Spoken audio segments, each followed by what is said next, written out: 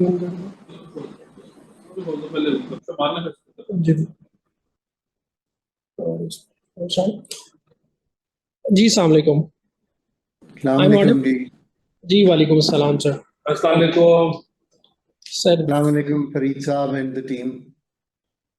वालेकुम अस्सलाम sir. Time तो हो गया, तो शुरू करते हैं। ये प्रेजेंटेशन बाद में किसी का पहले सब लोग कर लें ताकि एक दूसरे को देख लें और कितने और हमारे रिस्पेक्टेड डेलीगेट्स ज्वाइन करेंगे, गेस्ट आएंगे।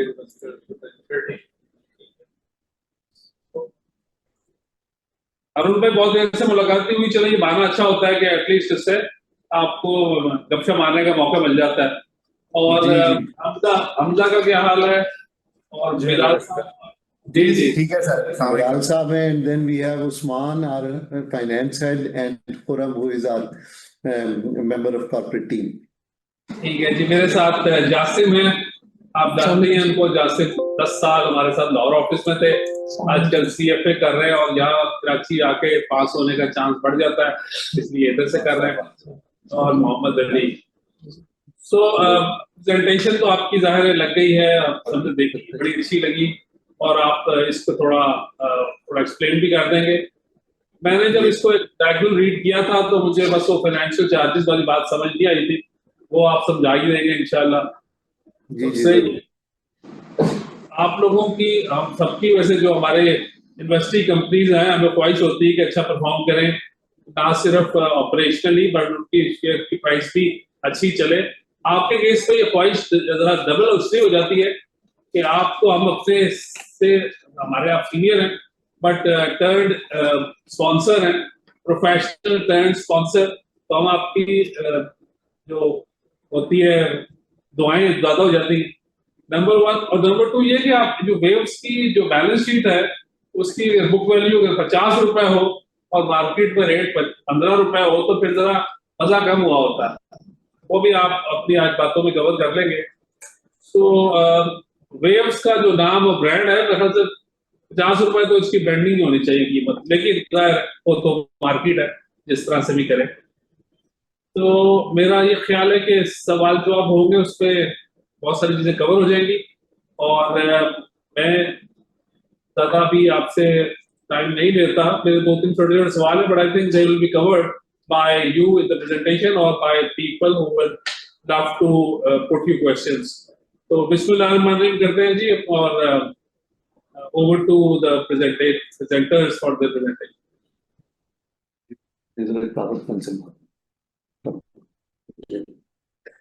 जी बिस्मिल्लाहिर्रहमानिर्रहीम।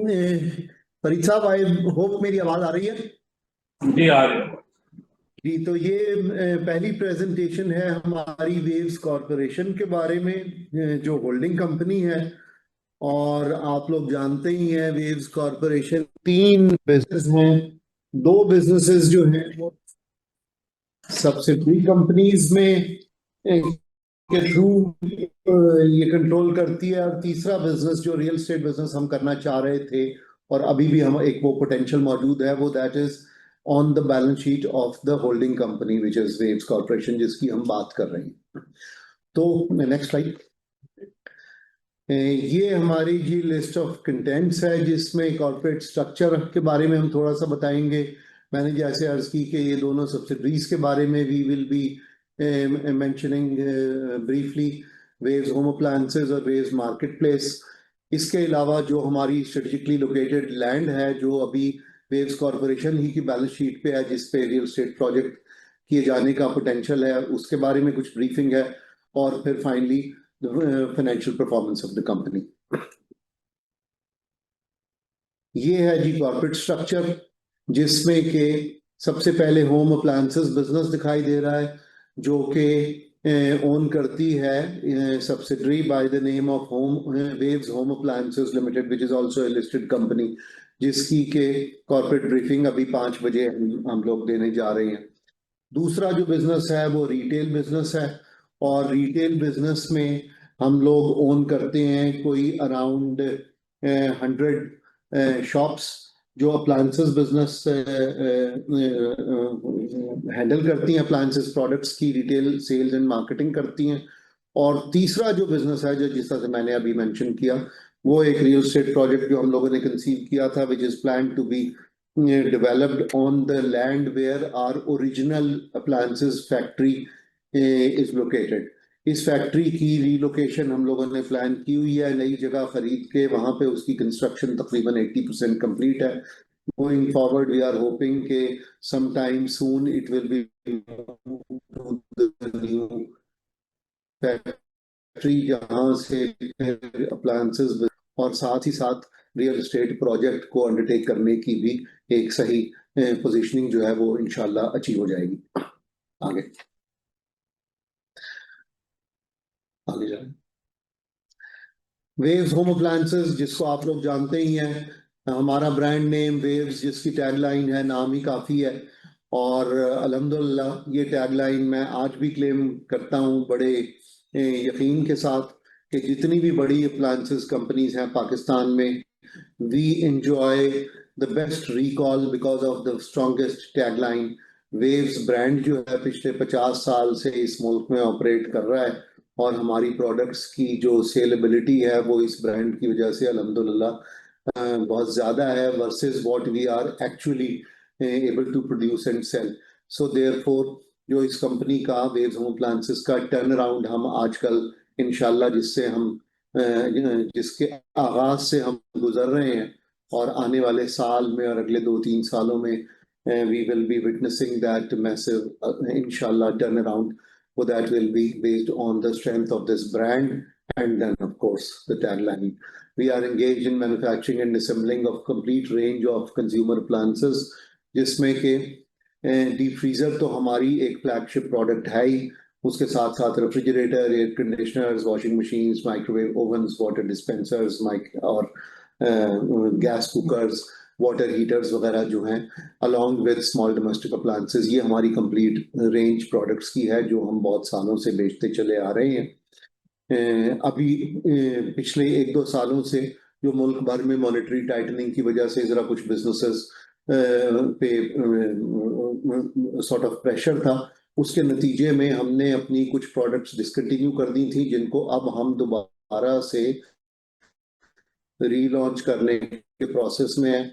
इंशाल्लाह air conditioner we will be starting in next couple of months.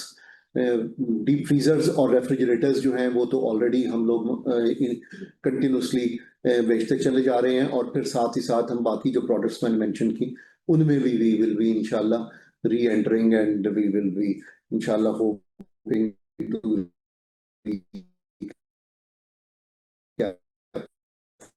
the potential which our brand enjoys. इसके साथ साथ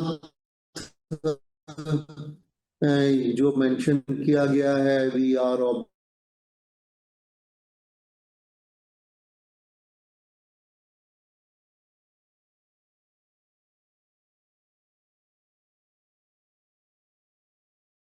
ब्रांडेड प्रोडक्ट्स तो हैं ही, साथ ही साथ हम अपने जो मुल्क में दूसरे अप्लायंसेस ब्रांड्स हैं उनकी प्रोडक्ट्स भी इन रिटेल आउटलेट्स से बेचते हैं.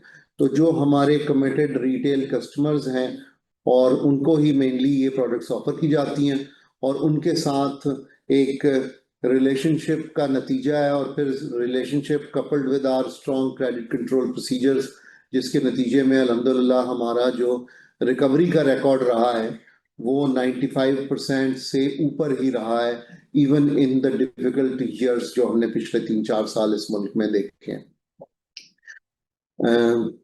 Represent several leading home plans and other consumer brands जो मैंने अभी मेंशन किया. आगे चलें. इन दोनों बिजनेसेस के अलावा जो तीसरी चीज है वो है हमारी स्ट्रेटेजिकली लोकेटेड लैंड, और ये लैंड एक्चुअली है जो हमारी वेव्स की ओरिजिनल फैक्ट्री है लाहौर में, विच इज क्लोज टू ठोकर नियाज बेग. आप सब लोग जानते हैं कि Thokar Niaz Baig is now the entrance of Lahore. Ravi road जो किसी जमाने में लाहौर की एंट्रेंस हुआ करती थी, वो तो इतना कंजेस्टेड एरिया हो गया है कि अब सारे पंजाब से, नॉर्थ ऑफ पंजाब से, साउथ ऑफ पंजाब से, सेंट्रल पंजाब से जो ट्रैफिक लाहौर में आती है वो ठोकर नियाज बेग से आती है, और वो या तो कैनाल रोड से गुजरती है या हमारे सामने से मुल्तान रोड जहाँ पे ऑरेंज लाइन भी बनी हुई है, some wholesale markets like Shah market, auto parts की होलसेल मार्केट्स हैं और बहुत सारी होलसेल मार्केट्स हैं in the middle of Lahore city. उसके लिए जितने थोक के दुकानदार पंजाब भर से आते हैं वो हमारे सामने से गुजरते हैं। तो हमने जो तकरीबन 3 साल पहले बहुत एक्सटेंसिव मार्केट स्टडी की थी, उसके नतीजे में हमने ये प्रोजेक्ट कंसीव किया था और उस प्रोजेक्ट में मिक्स्ड यूज फैसिलिटी को डेवलप करने का प्रोग्राम बनाया गया था। वो मुल्क के हालात, रियल एस्टेट मार्केट की स्लोनेस की वजह से उस प्रोजेक्ट को हमने उस वक्त डेफर कर दिया था। अब अल्हम्दुलिल्लाह इस वक्त कुछ वेरी इनिशियल इंडिकेशंस आ रही हैं रियल एस्टेट मार्केट के रिवाइवल की। जब ये रिवाइवल होगा तो इंशाल्लाह there will be a possibility for us to either restart and develop the project ourselves, या हमें बीच में कुछ चंद एक बड़े डेवलपर्स इन्वेस्टर्स ने अप्रोच किया था for outright purchase of this property, तो वो भी हम एक्सप्लोर करेंगे। मैंने जैसे मेंशन किया, यहाँ पे एक होलसेल मार्केट के डेवलप होने का पोटेंशियल है और साथ ही साथ उसके ऊपर अफोर्डेबल हाउसिंग का भी प्रोजेक्ट है। लाहौर में बहुत सारी मल्टी स्टोरीड हाउसिंग डेवलपमेंट्स हुई हैं, लेकिन वो ज़्यादातर अपस्केल एरियाज में, गुलबर्ग वगैरह में, डिफेंस में हुई हैं। जो अफोर्डेबल हाउसिंग है वो लाहौर शहर के अंदर कहीं अवेलेबल नहीं है, वो लाहौर के सबब्स में बहुत सारे प्रोजेक्ट्स हुए हैं। तो अगर ये प्रोजेक्ट इंशाल्लाह डेवलप होता है तो this will be the only one which will offer an affordable product, and yet it will be located within the city, allowing residents to work in the city of Lahore, या लाहौर में काम करने का, जो पंजाब भर से लोग आके लाहौर में काम करते हैं उनको लाहौर की एंट्रेंस के नज़दीक एक सस्ती रिहाइश भी मैसर होगी और उनको आगे कम्यूट करने में भी सहूलत रहेगी। ऑरेंज लाइन का यहाँ से गुजरना जो है वो भी एक एडेड पॉइंट है। तो ये रियल एस्टेट प्रोजेक्ट की सारी जो कैरेक्टरिस्टिक्स हैं वो हैं, और ये भी इसी कंपनी के बैलेंस शीट पे ही एग्जिस्ट करता है। आगे चलेंगे। ये समरी है फाइनेंशियल परफॉर्मेंस की। पिछले साल से ग्रॉस सेल्स हैं 2024 में वो तकरीबन 5 बिलियन थी। इस साल 9 months में we are close to 5 billion. By end of year we are hoping to see these two inshallah grow maybe at least 20 to 25% from the previous year's level. Earnings जो है हमारी, उसमें आपने देखा होगा हमारी कोर बिजनेस की अर्निंग्स के साथ साथ अदर इनकम जो है वो एक सिग्निफिकेंट पार्ट रही है। इसको भी मैं एक्सप्लेन करना चाहूंगा एंड आई एम श्योर बहुत सारे जो सवाल हैं वो भी इसके मुतालिक होंगे। इसमें हमारी जो होल्डिंग कंपनी की बैलेंस शीट पे रियल एस्टेट है जिसका अभी मैंने जिक्र किया वो, और वेव्स होम अप्लायंसेस में जो रियल एस्टेट है जो हमने नई फैक्ट्री की कंस्ट्रक्शन के लिए एक्वायर की थी, उन दोनों प्रॉपर्टीज में जो कुछ एक्रेशन इन वैल्यू आई है वो हमने थोड़ी थोड़ी इसमें बुक की है। और we have been very careful about recognizing this gain, क्योंकि हम ऐसा नहीं चाहते थे कि हम कोई ऐसा बड़ा सा गेन इसमें रिकॉर्ड कर लें जो कल को अगर रियल एस्टेट मार्केट ऊपर नीचे होती रहती है और उसमें कोई हमें सवाल पैदा हो कि जी ये इतनी वैल्यू है या नहीं है। आजकल बहुत सारे लोग सवाल पूछते हैं कि जो अपेरेंट वैल्यू, मार्केट वैल्यू है इन दोनों प्रॉपर्टीज की, वो हमारी बुक वैल्यू उस पे व्यू है कि we have to record this gain in a very careful manner and in a gradual manner. एकदम से उसको गेन को हम बुक कर लें और अगले पीरियड्स में वो चीज़ ना आ सके तो वो भी मुनासिब नहीं है। इसकी प्रॉपर रिकग्नाइज्ड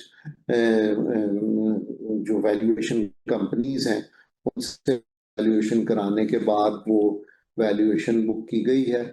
दोनों प्रॉपर्टीज पे जो कोई थोड़ा सा गेन है वो दोनों कंपनीज में, होल्डिंग कंपनी में एंड वेव्स होम अप्लायंसेस में रिकॉर्ड किया गया है। इसके अलावा हमारे बैंक्स की कुछ रीस्ट्रक्चरिंग हो गई है, कुछ अभी रीस्ट्रक्चरिंग होनी बाकी है।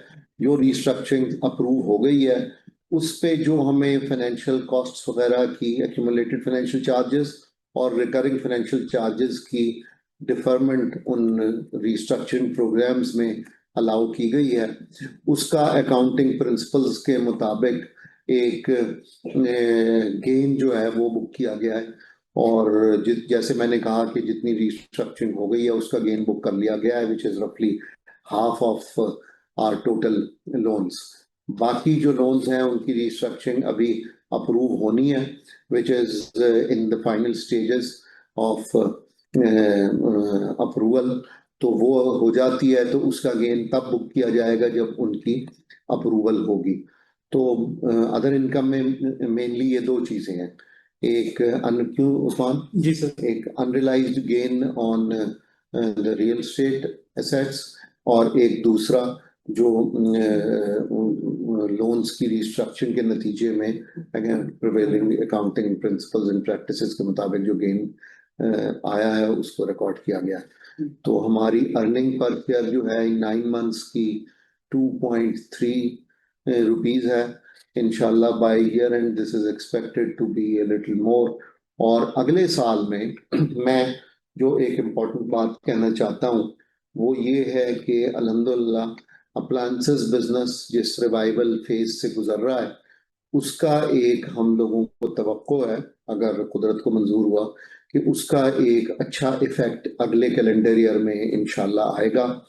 आपको भी मालूम होगा और मेरे ख्याल में ये तो एक वेल नोन बात है कि पिछले 2-3 सालों में जो मुल्क में मॉनेटरी टाइटनिंग हुई है उसके नतीजे में इंपोर्ट बेस्ड इंडस्ट्री और खास तौर पे अप्लायंसेस इंडस्ट्री एक प्रेशर में थी। उसके बाद कुछ कंपनीज जो हैं वो उनका बिजनेस रिवाइव हो गया है, कुछ कंपनीज रिवाइवल में अब आ रही हैं, कुछ कंपनीज अब के बाद अभी कुछ अरसे बाद शायद उस स्टेज पर पहुंचेंगी। मैं किसी का नाम लेना मुनासिब नहीं समझता, बट हमारी जो इस वक्त पोजीशन है वो ये है कि we are at a stage where the revival process has अल्हम्दुलिल्लाह begun and we are hoping to see its results in the coming calendar year inshallah alhamdulillah in its proper way। तो वो एक gain जो है वो अगले साल में हम लोग देख रहे हैं, उसकी का एस्टिमेट प्रोजेक्शंस वगैरह तो बनाई गई हैं, लेकिन अभी कोई फिगर मेंशन करना मेरे ख्याल में will be a bit early. So therefore let's hope कि ये सारे अंदाजे और तवक्कुआत जो हैं ये दुरुस्त साबित हो और इंशाल्लाह we be hoping to see it turn around in the coming year. So मैंने थोड़ी सी फ्यूचर आउटलुक के बारे में भी ये बात कही, रियल एस्टेट के बारे में भी जो मुल्क भर में एनवायरनमेंट क्लाइमेट है वो आप सब लोग आई एम श्योर वाकिफ हैं ही। पिछले 4-5 सालों से रियल एस्टेट में एक्टिविटी कम रही है और एक जो ट्रेंड पिछले 25-30-35 साल का देखें तो एक पॉज के बाद एक उसमें ग्रोथ आती है। हम लोगों की भी तवक्को यही है कि इंशाल्लाह वो पीरियड जब आएगा तो हमारी रियल एस्टेट में भी एक अच्छा गेन जो है वो रियलाइज होगा, क्योंकि इस वक्त हमारे पास 2 फैक्ट्रीज की जगह है, whereas we actually need only one and one will have to be either disposed or developed at some appropriate stage। तो वो एक अनरियलाइज्ड गेन अभी एग्जिस्ट करता है और आने वाले वक्त में इंशाल्लाह वो जरूर रिकॉर्ड किया जाएगा। आगे So this is briefly the situation of business, and I'll now welcome if there are any questions about all this।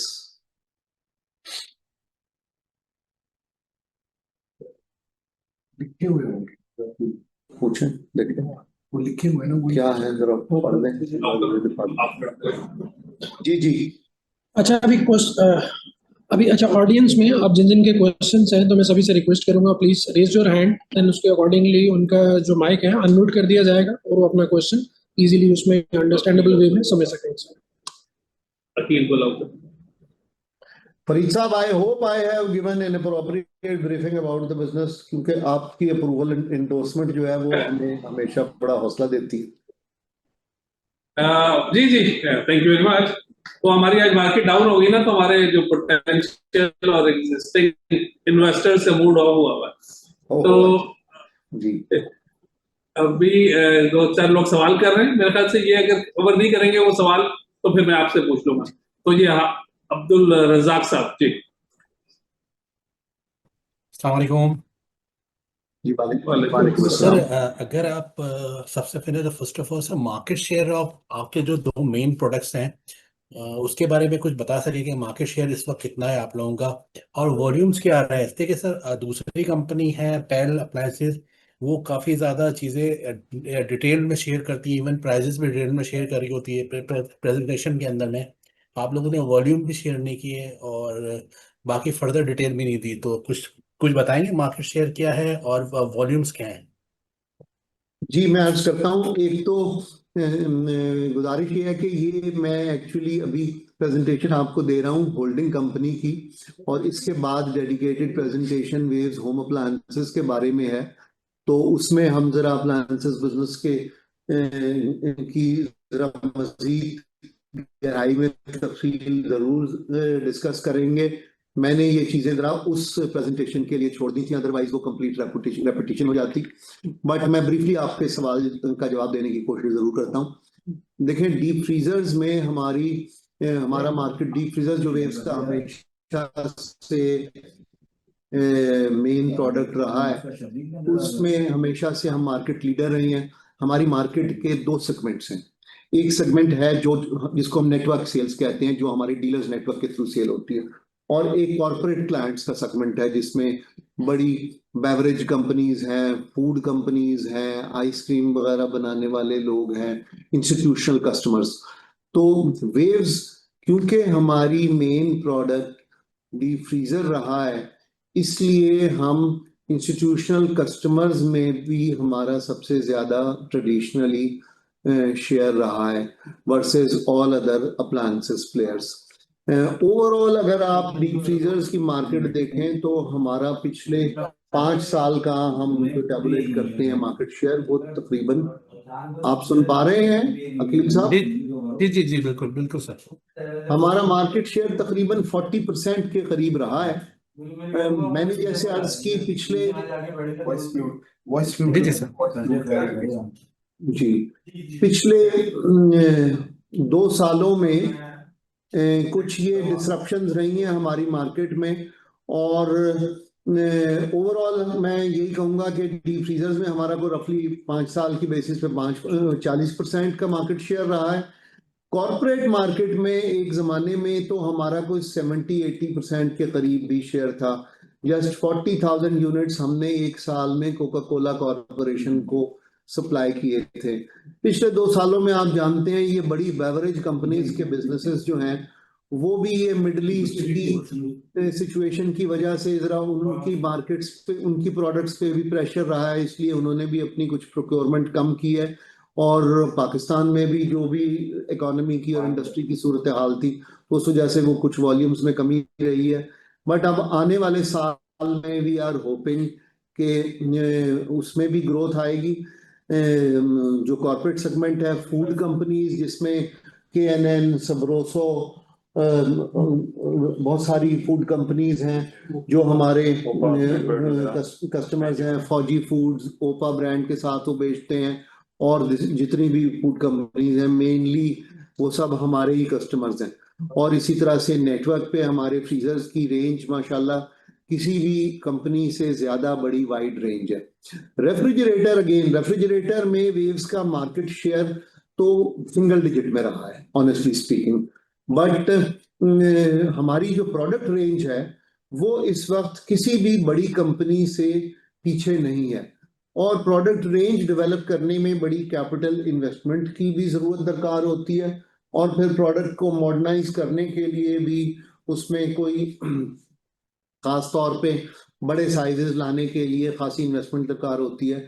हमारे पास अल्हम्दुलिल्लाह सबसे बड़ा रेफ्रिजरेटर बनाने का हम लोग एक स्लोगन लेके अपनी मार्केटिंग कैंपेन्स में भी चलते रहे हैं, और हमारा ख्याल ये है कि आने वाले साल में या सालों में हमारी रेफ्रिजरेटर में भी खासी ग्रोथ मुतवक्के शेयर है। वो जैसे मैंने अर्ज किया, वो रेफ्रिजरेटर में हमारा मार्केट शेयर तकरीबन कोई सिंगल डिजिट में रहा है। इसी तरह से air conditioners, microwave ओवन्स, washing machines, और दूसरी जो वाटर डिस्पेंसर वगैरह प्रोडक्ट्स हैं, ये प्रोडक्ट्स की पाकिस्तान में मैन्युफैक्चरिंग बहुत कम होती है। मोस्टली ये प्रोडक्ट सीकेडी बेसिस पे इंपोर्ट करके और सप्लाई की जाती हैं, और तकरीबन तमाम कंपनीज मार्केट के हालात को देखते हुए अपनी इंपोर्ट की प्लानिंग करती हैं और ये प्रोडक्ट्स को उन सालों में सप्लाई करती रही हैं जिनमें कि एक कंटिन्यूस डिमांड हो। जब डिमांड पे प्रेशर आता है तो कुछ कंपनीज इन प्रोडक्ट्स की सप्लाई डिसकंटिन्यू कर देती हैं और कुछ जो हैं वो फिर उनको दोबारा रिलॉन्च करती हैं। हमारा भी ख्याल यही है कि इन तमाम प्रोडक्ट्स को, जिनको एक ज़माने में ट्रेडिंग आइटम्स भी कहा जाता था, बट ये सीकेडी बेस्ड असेंबलिंग ऑपरेशन पे चलती हैं, ये सब प्रोडक्ट्स जो हैं इंशाल्लाह हम लोग अब रीस्टार्ट कर रहे हैं। एयर कंडीशनर्स की ऑलरेडी हमने प्लानिंग कर ली है, एंड इंशाल्लाह ख्याल ये है क्योंकि अब हीट एंड कूल यूनिट्स आते हैं तो विंटर में भी उनकी डिमांड होती है, तो हम लोग इंशाल्लाह later months of this winter season में अपना एयर कंडीशनर देंगे। सर आप जैसे कि सर आपने सर वॉल्यूम के अलावा बहुत सारी चीजें बताई, काफी इंफॉर्मेटिव थी सर, लेकिन अगर 2026 के लिए अगर आप दोनों मेन प्रोडक्ट के वॉल्यूम और ओवरऑल मार्जिन अगर कुछ गाइड कर सके तो। वो मैं अकील भाई सजेस्ट करूंगा कि आप वेव्स अप्लायंसेस की ओके जो ओके ओके प्रेजेंटेशन इसके फौरन बाद है उसका अगर इंतजार कर लें तो वहां पे मार्जिन्स की परसेंटेजेस और वो दूसरी चीजें भी हमने मेंशन की हुई हैं। Okay okay sir.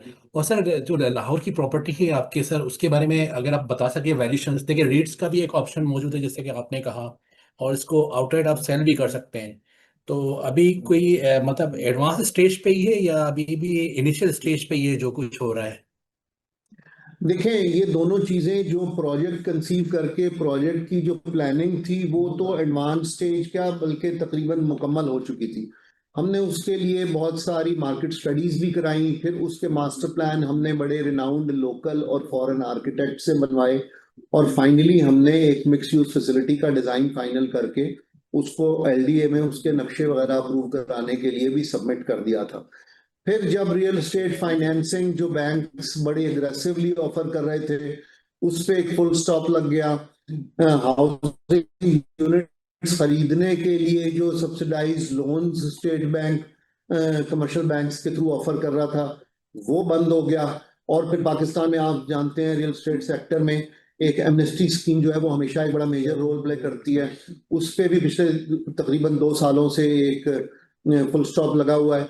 तो इन सारे फैक्टर्स के नतीजे में, और भी जो इकोनॉमी से मुताबिक आप लोग मुझसे ज्यादा समझते हैं जो भी हालात रहे हैं, तो रियल एस्टेट सेक्टर जो है वो ओवरऑल मुल्क भर में बहुत ज्यादा स्लो हो गया था। इसकी वजह से हमने भी इस प्रोजेक्ट की डेवलपमेंट को पॉज कर दिया था। अब जैसे आपने कहा कि या तो इस प्रोजेक्ट को हम दोबारा से डेवलप करने का खुद इरादा करें या हम इसको आउटराइटली सेल कर दें। पिछले 2 सालों में जब से हमने इस पे अपनी डेवलपमेंट को रोका था तो हमें इसकी आउटराइट सेल के लिए खासा इंटरेस्ट आता रहा है।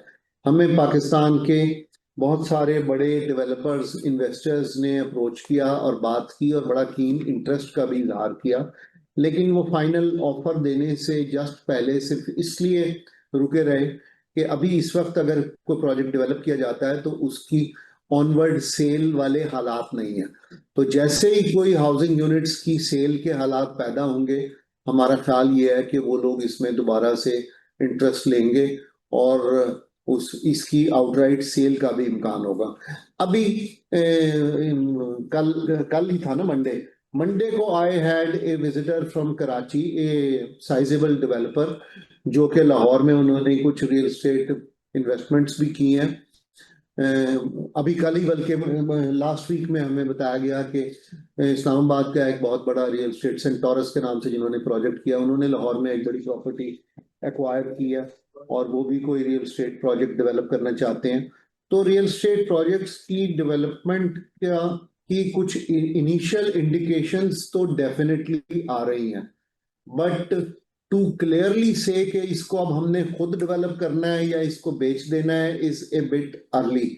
मैं ये समझता हूं हमने कि आपके इल्म में होगा, इसी कंपनी में कराची में जब कोरंगी की फैक्ट्री की लैंड जो 8 एकड़ लैंड थी, और यही 8 एकड़ हमारे पास इत्तेफाक से यहाँ पे भी लैंड का एरिया है, उस लैंड की एक्विजिशन वैल्यू हमने 600 in less than 2 years period, those were the years of 2016 and 17। तो जब पाकिस्तान में प्रॉपर्टी मार्केट में एक पॉज के बाद जब एक्टिविटी शुरू होती है तो उस किस्म का इंटरेस्ट जनरेट होता है। वो उस किस्म का इंटरेस्ट अब अगले 2 सालों में होगा या नहीं होगा, ये तो मैं अभी इस बारे में कुछ कहना बड़ा मुश्किल है। बट हमने देखा यही है कि जब रियल एस्टेट मार्केट पाकिस्तान में चलना शुरू होती है तो फिर प्रॉपर्टी में हर तरह का इंटरेस्ट, बहुत ज्यादा इंटरेस्ट होता है। तो लेट्स सी। एक बात सिर्फ मैं कहता चलूं कि इसकी जो बुक वैल्यू हमने इस प्रॉपर्टी की अभी इस गेन को रिकॉर्ड करने के बाद जो दिखाई दे रही है वो बड़ी एक कंजर्वेटिव सी वैल्यू है। हमने ये गेन बुक करने के लिए बड़ा केयरफुली इसकी वैल्यू को, जो मैंने शायद इनिशियली भी मेंशन किया, वो लिया है। इनफैक्ट इस एरिया के जो डीसी रेट्स हैं, आप जानते हैं गवर्नमेंट डीसी रेट्स नोटिफाई करती है for valuation of properties in different areas. वो डीसी रेट से भी हमारी जो बुक वैल्यू है वो तकरीबन कोई 25 to 30% कम है। हालांकि मार्केट वैल्यू जो है वो यूजुअली डीसी रेट से अच्छी खासी ज्यादा होती है। तो वो देखें अब अल्हम्दुलिल्लाह ये वो कब वक्त आता है जब इसकी कोई आउटराइट सेल मुमकिन होगी सही वैल्यू का, तो फिर उसी वक्त अंदाजा किया जा सकेगा। तो this is briefly about the real estate activity. Okay, thank you sir. कोई और सवाल है? दो क्वेश्चन चैट बॉक्स में है। वो क्या है जी? एक क्वेश्चन है कि ये what else do you plan on building on the land apart from affordable housing? देखिए जी, ये तो मैंने थोड़ा सा ब्रीफली मेंशन कर दिया है कि अफोर्डेबल हाउसिंग एक मिक्स यूज प्रॉपर्टी, कमर्शियल इसका पोटेंशियल है, कोई होलसेल मार्केट्स वगैरह का पोटेंशियल है।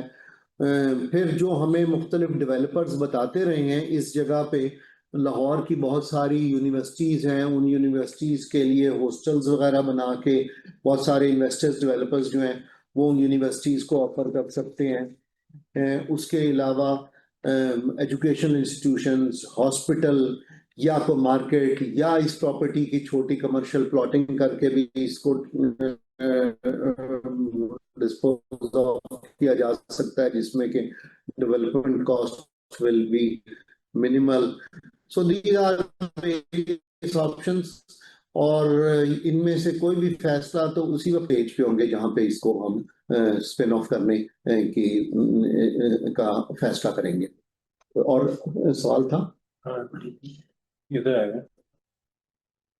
कोई और अगर सवाल हैं, अगर आपको दिखाई दे रहे हैं तो जरा आप बता दीजिए काइंडली। जी अस्सलाम वालेकुम। अस्सलाम वालेकुम जी। जी सुलेमान ये फ्रॉम लाहौर, क्या हाल है आपका? ठीक है जी, अल्लाह का करम। जी। मेरा एक क्वेश्चन है कि आप लोगों ने जो अपनी इन्वेस्टमेंट प्रॉपर्टी है वो वैल्यू की हुई है कोई 4 बिलियन की, इफ आई एम मिस्टेकन। जी 3.8 बिलियन प्रिसाइजली इसकी बुक वैल्यू है इस मुल्तान रोड वाली दोनों की, प्रॉपर्टी। दोनों प्रॉपर्टीज जो है आपकी, आपकी नहीं, जो दोनों प्रॉपर्टीज है। दूसरी जो प्रॉपर्टी है वो वेव्स होम अप्लायंसेस की बैलेंस शीट में है, उसकी वैल्यू तो कम है। मैं देख के बता सकता हूं। जो होल्डिंग कंपनी की बैलेंस शीट पे है मुल्तान रोड की प्रॉपर्टी, उसकी बुक वैल्यू को 3.8 बिलियन रुपीस है। ये दोनों बेसिकली जो दूसरी आपकी प्रॉपर्टी है दैट्स अराउंड अबाउट 35 एकर्स, तो उसकी भी जी वैल्यूएशन एग्जैक्टली। सर इसके अंदर आ रही है? नहीं, वो एक्चुअली हमारी subsidiary company waves home appliances की बैलेंस शीट में आती है।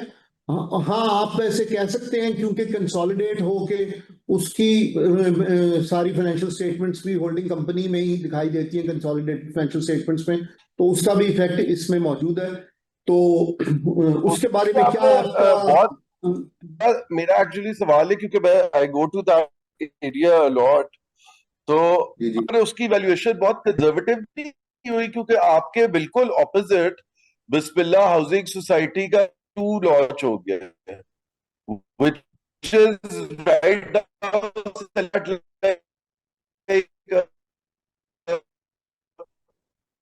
7 to 8 lakhs per month. देखें आपकी आपका सवाल मुकम्मल हो गया जी? जी मेरा हो गया। मेरा बस ये है कि मुझे लग रहा है कि आपने उसकी बहुत कंजर्वेटिव की हुई है। जो उसकी आप लोगों ने बड़ी कंजर्वेटिव की हुई है। अगर उसकी जो हाउसिंग सोसाइटी है उधर अगर पर मरला आपका 7-8 लाख रुपया मरला बिक रहा है तो इसकी वैल्यू ही खाली मेरा ख्याल है आ जाएगी आपकी कोई, if I am not mistaken, कोई अराउंड अबाउट लाइक 3 बिलियन। देखिए पहले तो मैं अप्रिशिएट करूंगा कि आपने बड़ा होमवर्क किया माशाल्लाह। और दूसरी जी थैंक यू। बात ये है कि आप ठीक कह रहे हैं, वहां पे 7-8 लाख रुपए मरला के एतबार से वो रेजिडेंशियल प्लॉट्स बेच रहे हैं, जो उन्होंने मार्केट बनाई है और बिल्डिंग्स वगैरह भी उसकी बना दी हैं। वहां पे कमर्शियल प्लॉट्स के रेट्स तो इससे भी बहुत ज्यादा है। ऑब्वियसली हमने इसको उस बेसिस पे वैल्यू नहीं किया है। हमारी वैल्यूएशन की बेसिस यही है कि हम इसको लमसम बेसिस पे अगर डिस्पोज ऑफ करें या जो वैल्यूएशन के तरीकाकार होते हैं, पूरी लैंड को 35 एकर्स को एक साथ अगर खरीदा या बेचा जाता है तो उस सूरत में वो वाला रेट अप्लाई नहीं होता। लेकिन अगर कल को उसको कोई डेवलप करता है तो नेचुरली उसमें एक मैसिव अपसाइड होगी। तो आपकी बात सही है। वो उसमें भी अगेन हमारा ख्याल यही था कि एकदम से उस गेन को हम बुक करने की बजाय एक कंजर्वेटिव वे में चलते जाएं, ताकि एक अदर इनकम का जो एक वन ऑफ टाइप इफेक्ट होता है वो भी कम से कम रहे, और उसको हम एक रिकरिंग बेसिस पे आने वाले क्वार्टर्स में और सालों में भी बुक करने की उसकी गुंजाइश बरकरार रहे। That was the idea. But वो बात सही है कि हमारी एक्विजिशन के बाद हमें तो पता नहीं था कि वहां पे एक बहुत बड़ी हाउसिंग स्कीम डेवलप होने का इरादा है, प्लान है। वो जब उन्होंने अनाउंस की और उसकी डेवलपमेंट शुरू हुई तो उस सारे एरिया में land prices have appreciated considerably. हमें भी वहां पे अब ऑल्दो वो land 35 acres is quite enough for our even future expansion plans. But अगर मजीद जमीन खरीदनी हुई तो वो वहां पे खासी महंगी कीमतें इस वक्त प्रवेल कर रही हैं। तो आई होप मैंने आपके सवाल का जवाब दे दिया। जी थैंक यू सर। जी कोई और सवाल है? सर सर मुझे ये मालूम करना था कि आप लोगों ने पहले एक इश्तिहार वगैरह भी दिए थे, यहाँ आपका घर इस तरह से, कोई होम्स बाय वेस्ट पाकिस्तान, नहीं जी, हमने इसकी 1 2 3 bedroom apartment, easy installment plan. नहीं, हमने इसकी फॉर्मल मार्केटिंग शुरू नहीं की थी। वो हमने एक वैसे सारी मार्केटिंग कंपनी से स्टडी करा के इसका नाम वेव्स एनक्लेव डिसाइड किया था, और वो उसी नाम से को हमने रजिस्टर भी करा लिया था। और मैंने जैसे पहले मेंशन किया, हमने एलटीए में इसके नक्शों की अप्रूवल के लिए अप्लाई किया हुआ था। वो अप्रूवल होने के बाद ग्राउंड ब्रेकिंग अगर होती तो उस वक्त से हमारा ख्याल था कि हम इसकी मार्केटिंग करेंगे, लेकिन वैसे हमने अभी कोई इसकी मार्केटिंग नहीं की थी। ओके, और आप लोगों ने ये मेंशन किया था कि 2 मिलियन स्क्वायर फीट के करीब ये जगह होगी जिसपे पार्किंग और पैसेज वगैरह सब मिला के होगा, ऐसे ही कुछ था कि? जी, को रफली 2 मिलियन स्क्वायर फीट की कंस्ट्रक्शन उस प्रोजेक्ट की जो थी वो एस्टिमेट की गई थी, जिसमें के ground plus 3 stories were for the commercial development and another 8 to 9 stories were for the residential apartments. और उसकी separate entrance for commercial for residential वगैरह प्लान की गई थी। अपनी तरफ से हमने बड़ा अच्छा, बड़े रिनाउंड आर्किटेक्ट से वो डिजाइन कराया था। और देखें, अगर अल्लाह ने मौका दिया तो पाकिस्तान में अगर रियल एस्टेट प्रोजेक्ट्स होने हैं तो या हम या कोई भी और उस प्रोजेक्ट को इंशाल्लाह जरूर डेवलप करेंगे। ओके।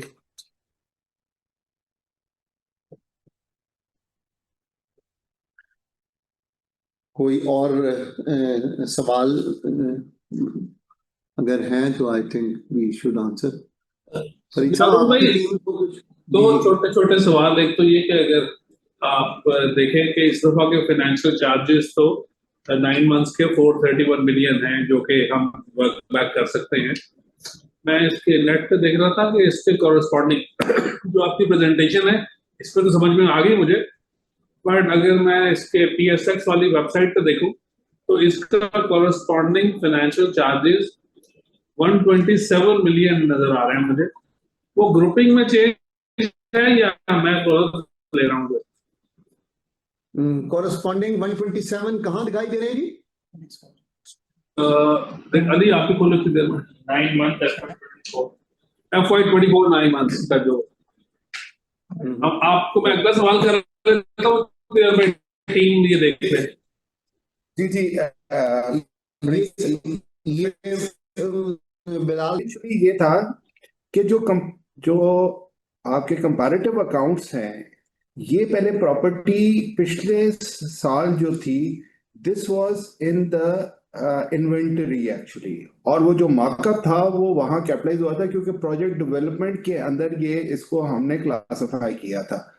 क्योंकि प्रोजेक्ट जो वो थोड़ा डिले हुआ, तो फिर ऑडिटर्स ने कहा कि जी क्योंकि अब ये थोड़ा आपने हॉल्ट किया हुआ है, प्रोजेक्ट डिले किया हुआ है, तो it is better to take out of inventories and place it into an investment property. अच्छा, अब वो स्टैंडर्ड ये कहता है कि जब आप प्रोजेक्ट डेवलपमेंट कर रहे होते हैं ना, तो मार्कअप वहाँ कैपिटलाइज कर सकते हैं। तो पिछले साल हमने मार्कअप उसमें कैपिटलाइज कर लिया था क्योंकि फंडिंग जो ली गई थी वो बेसिकली उस प्रोजेक्ट के लिए ली गई थी जो हमारे सो इस साल क्योंकि वो वहां से चेंज हो गई क्लासिफिकेशन, जिसकी वजह से इंटरेस्ट कैपिटलाइज अब नहीं हो सकता इन्वेस्टमेंट प्रॉपर्टी में, जिस वजह से ये सर वो ज्यादा आपको नजर आ रहा है। ये सर मेन वजह। ठीक, दूसरा ये कि थोड़ा SCCP की रेगुलेशंस में कुछ थी मेरे मेरे लिए कंफ्यूजन, तो हमारी टीम ने फ्लायर तो बनाया था लेकिन हमने उसको ज्यादा मास लेवल पे अपने दोस्तों को नहीं भेजा, वरना 400 लोग यहाँ आ जाते, जाहिर आते तो वाया जूम ही। बट थोड़ी सी SCCP कोई रेगुलेशन चेंज कर रहा है, वो कह रहा है कि जो कॉर्पोरेट ब्रीफिंग सेशंस है वो एम्प्लॉइज और स्पॉन्सर्स ही करेंगे, ब्रोकरेज हाउस और बाकी नहीं कर सकेंगे, लेकिन शायद उसके अभी इम्प्लीमेंट होने में थोड़ा टाइम है। जी सर, बिल्कुल सही है आपकी बात। देखें, ये भी तो डिपेंड करता है ना, कंपनीज को प्रमोट जो है ना, आपके ब्रोकरेज हाउसेज ही कंसल्टेंट टू द इश्यूज हैं, ब्रोकरेज हाउसेज ही जो है ना आपके मार्केट मेकर्स हैं। So it's an idea not otherwise कि आप कंपनीज को लेके आते हैं और उनकी कॉर्पोरेट ब्रीफिंग सेशन होती है जिसकी वजह से इन्वेस्टर्स नो इट। तो let's see how it turns out to be sir. मैंने आपका पॉइंट इज वेल टेकन। मुझे भी था कि अगर तो ये कोई कमर्शियल एक्टिविटी बन जाए ना फिर तो SCCP कर्व करे, अदरवाइज अगर गुड ऑफिस यूज करते हैं सारे अपनी यारी की दोस्ती है और इससे ज्यादा एक इफोरिया क्रिएट होता है, लोग आते हैं 100 200 300 लोगों को। कॉर्पोरेट ब्रीफिंग सेशन से बेहतर चीज कोई नहीं है यंगस्टर जो हमारे आते हैं नए इन्वेस्टर्स, उनको ऑर्गेनाइजेशंस को जानने के लिए। बट चले अपनी वो दानिश में उसने जो किया, but I don't think it's a step in the right direction. जी सर, कई सारी जो रेगुलेशंस है ना वो उनके मसलन यूरोक्लियर जब आया, अब उधर से बड़ी सारी एप्लीकेशन PSX में ट्रेडिंग एंड सेल्फ क्लियरिंग वाली फंसी हुई हैं, वो उन्होंने अप्रूवल ही नहीं दी हुई।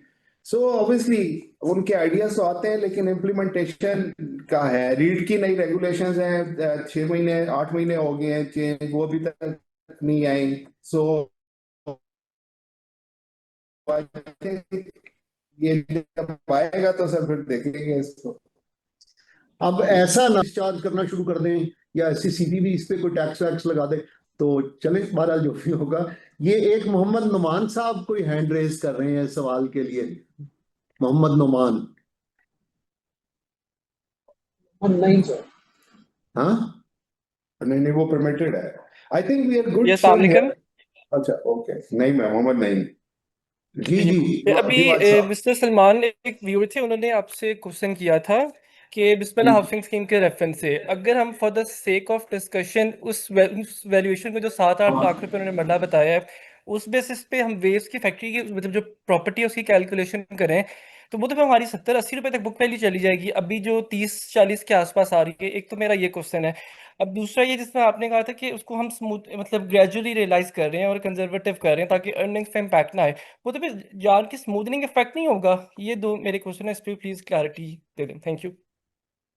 देखें, आपने जो, मैं पहले तो अप्रिशिएट करूंगा कि आपने बड़ा हिसाब किताब किया हुआ है लैंड वैल्यूज वगैरह का।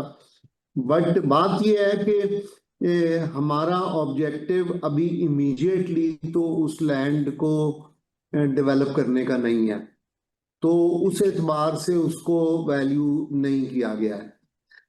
हाँ, मार्केट वैल्यू अब जैसे सुंदर इंडस्ट्रियल स्टेट जो हमसे कुछ थोड़े फासले पे है, वहां पे इवन इंडस्ट्रियल लैंड्स की जो मार्केट वैल्यू है वो हमारी बुक वैल्यू से तकरीबन 4 गुना से भी ज्यादा है।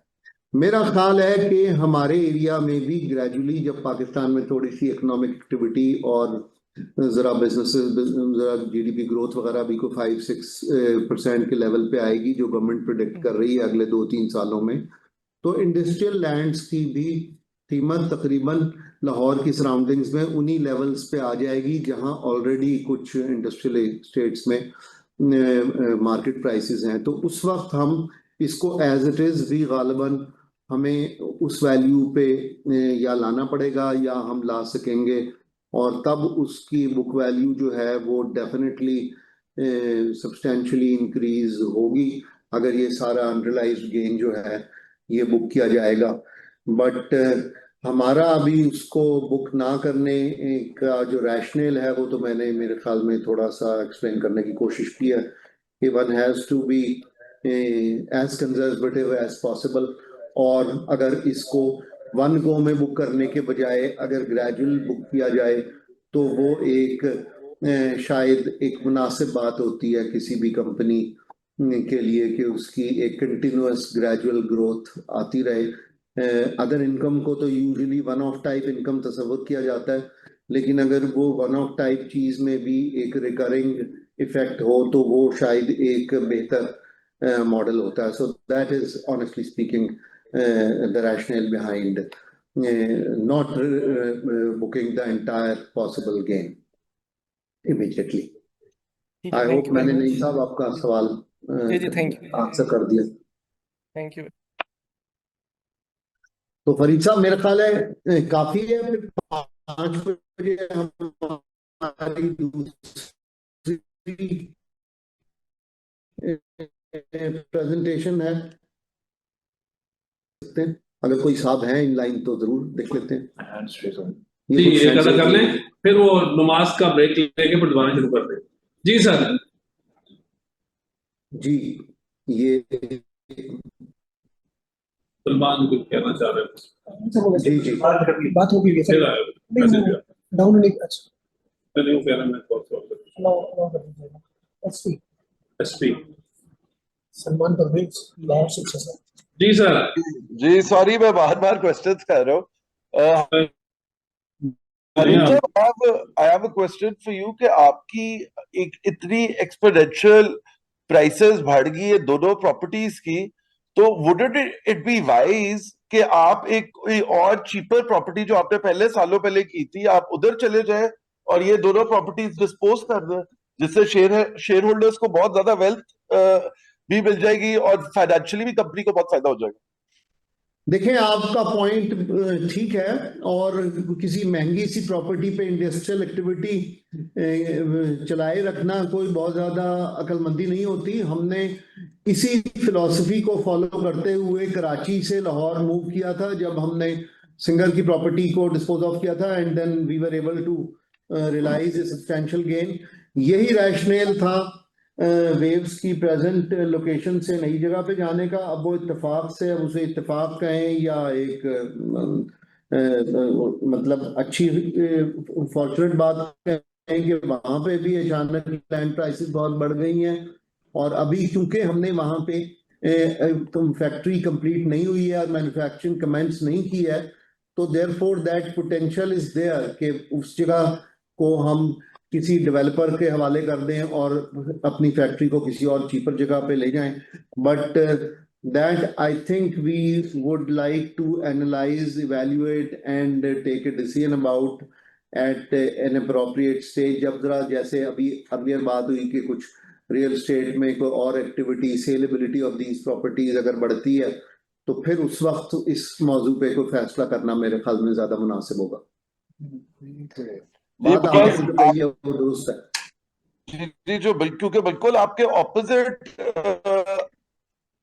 मरले वाइज 7 से 8 लाख रुपए का वहां बिक रहा है बिस्मिल्लाह हाउसिंग में। तो इसलिए maybe you should look into this too कि अगर इससे आप लोगों को क्योंकि एक बड़ा अच्छा एक आप लोगों की जो वैल्यू है प्रॉपर्टी की, वो दूसरी जो अभी आपकी प्रॉपर्टी है उसकी बहुत ज्यादा प्राइस बढ़ गई है because of this housing society just being launched opposite you.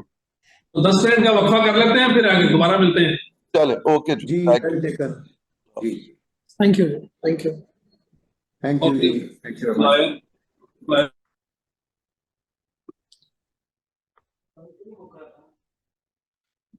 एक